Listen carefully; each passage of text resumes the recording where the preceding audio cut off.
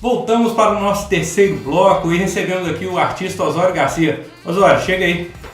Vamos bater um papo aqui sobre arte. Prazer. Prazer todo meu. Aqui com a gente. Muito bem.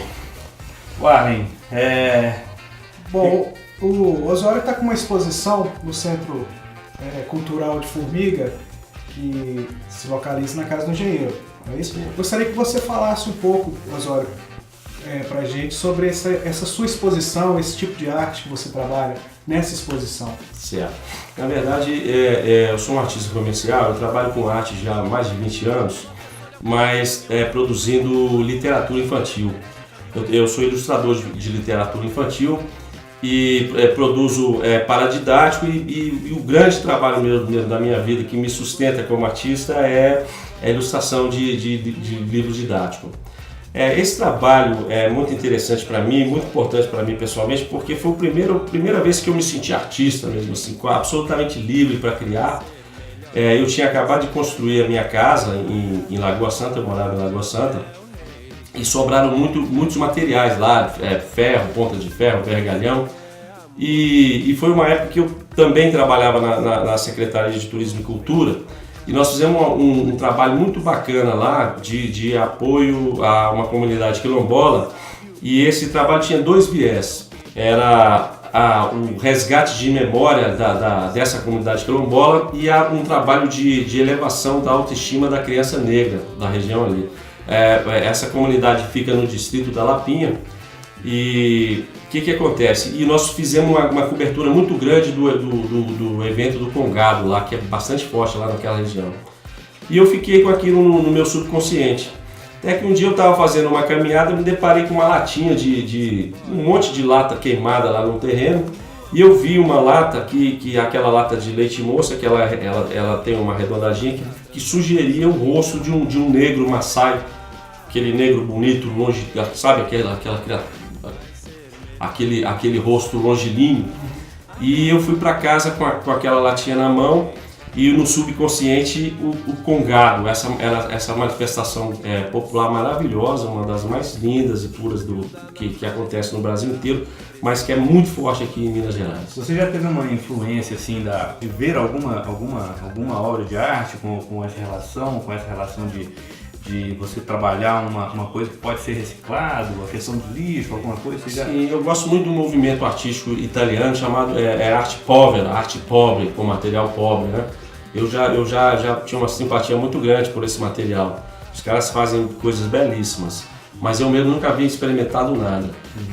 Mesmo porque, deixar isso claro, o meu trabalho de ilustrador era muito pesado e eu não tinha muito tempo. Quando eu me mudo para essa casa, e nessa casa eu tive pela primeira vez espaço físico, inclusive, de poder construir um ateliê grande, com ferramental, aí que eu comecei a expressar esse tipo de arte, de escultura.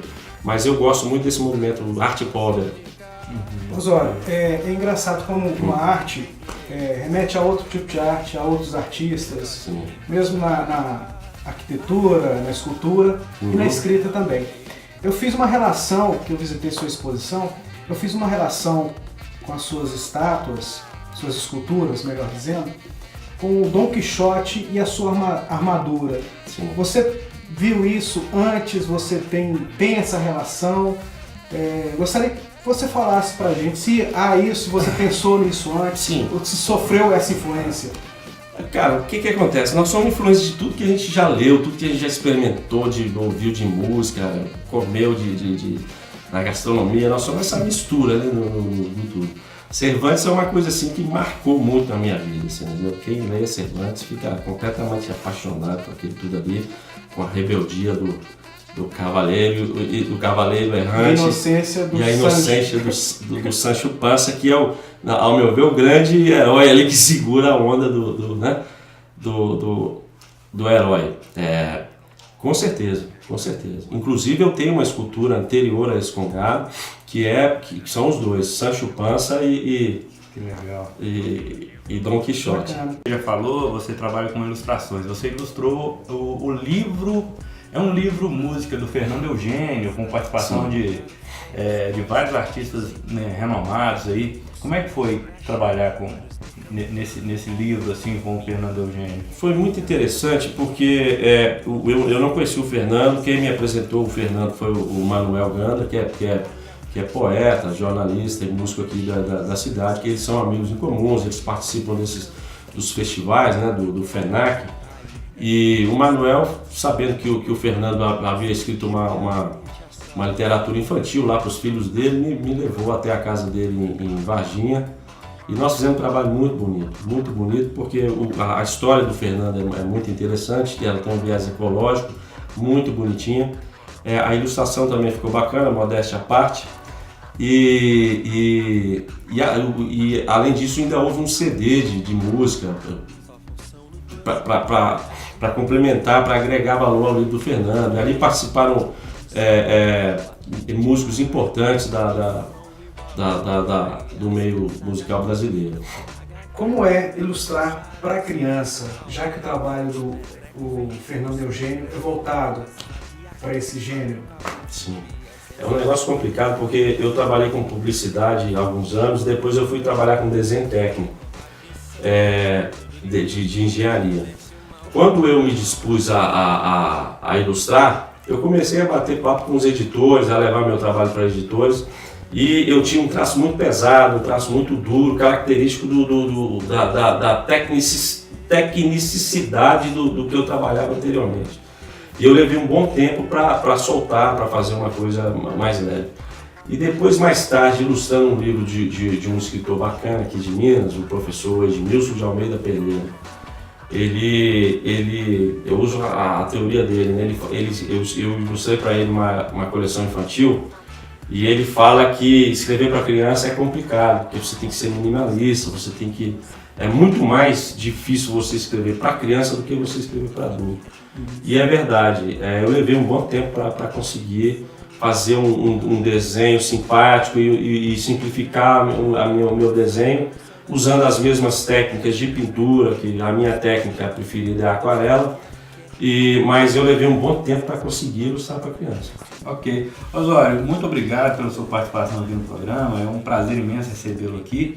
E eu gostaria que você indicasse um livro, né, para as pessoas, um livro que você leu na infância ou que você acabou de ler. Sim.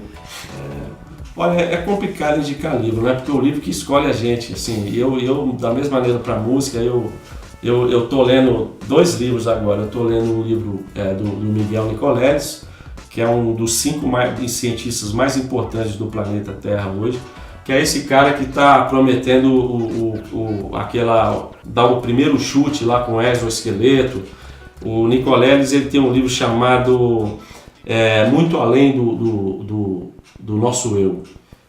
Ele é um neurocientista e ele fez a façanha, cara, ele trabalha nos Estados Unidos, ele é paulista, neurocientista, e ele há uns anos atrás ficou muito famoso porque ele movimentou, ele introduziu não sei quantos eletrodos no cérebro de um macaco rhesus e movimentou um robô lá no Japão via internet. O macaco pensa e o robô se movimenta. Então ele está fazendo isso, ele está tentando reestruturar o sistema neuronal lá do cérebro, através da coluna, para fazer um exoesqueleto e o cara andar. E ele prometeu agora, daqui 3 dias na Copa, fazer o primeiro chute. Então o cara é impressionante. E um filósofo que eu gosto muito de São Paulo, o professor Leandro Carnal, ele sempre brinca assim, quando ele vai fazer uma apresentação, fala, eu vou ler um texto aqui, o pessoal mais velho, por favor, repara na beleza, da poética disso aqui. O pessoal novo, presta atenção que pode cair no vestibular. Aí, eu estou relendo agora, depois de velho, porque eu acho que é uma leitura para velho, eu estou lendo Guimarães Rosa, cara, que eu acho que todo menino tem que ler. Estou relendo Grande Sertão Veredas. Então, 2 dicas, Miguel Nicoleles e Guimarães Rosa. Deixo aí para vocês. Beleza. Ok, pessoal, a gente fica por aqui. Muito obrigado pela audiência e até mais.